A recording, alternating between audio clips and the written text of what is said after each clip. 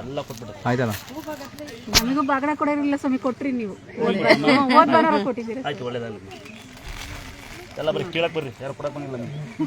ಬರೀ ಎಲ್ಲ ತೋರ್ ಮನೆ ಭಾಷಣ ಹೋಗ್ತೀರಿ ಬಂದು.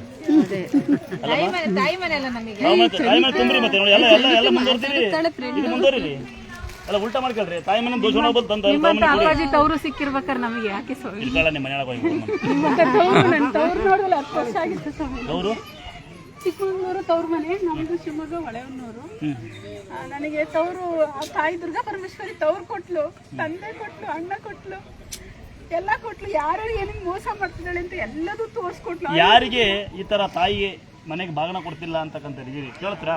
ಯಾರಿಗೆ ಈ ತರ ಬಾಗನ ಕೊಡೋದು? ಓಡಾಡಕ್ ಬರ್ತಿದ್ದಿಲ್ಲ ನನಗೆ. ಆಪರೇಷನ್ 2 ಸರಿ ಆಪರೇಷನ್ ಆಗಿದ್ದು. ಕಾಲ್ ಬರಲ್ಲ ಅಂತ ಗ್ಯಾರಂಟಿ ಬರ್ಸ್ಕೊಂಡು ಆಪರೇಷನ್ ಮಾಡಿದ್ರಿ. ತಿಂಗಳ ಮೇಲೆ 8 ದಿವಸ ಆಯ್ತು. ಈಗ ಹೋದ್ವಾರ ಬಂದೋಗಿದ್ದೆ. ಖಾಲಿ ಬೆಂಡ್ ಆಗಿತ್ತು. ಇದು ಯೂಟ್ಯೂಬ್ನಲ್ಲಿ ನೋಡಿ ನಾನು ಬೇಡ್ಕೊಂಡಿದ್ದೆ, ದುರ್ಗಾ ಪರಮೇಶ್ವರಿ ಬರ್ತೀನಮ್ಮ ಮಡ್ಲಕ್ಕಿ ಕೊಡ್ತೀನಿ ಅಂತ. ಚೆನ್ನಾಗಿ ನಡೆದೆ. ಹೋದ್ವಾರ ಎಲ್ಲ ವಿಜಯಲಕ್ಷ್ಮಿ ಟಾಕೀಸ್ ಹತ್ರ ಇಳಿಸಿದ್ರು.